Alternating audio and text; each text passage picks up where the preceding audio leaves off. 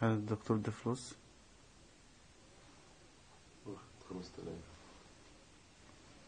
لا يا اللي هو لكنك نورت 5000 جنيه راحوا منك.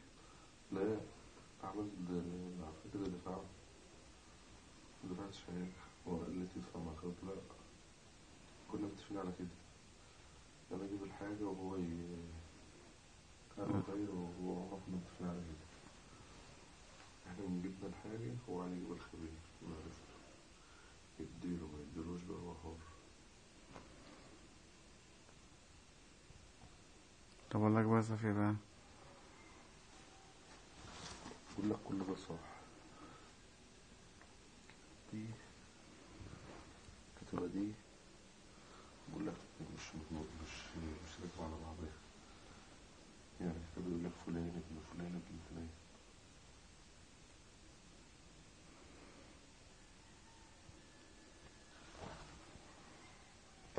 يلا بقى.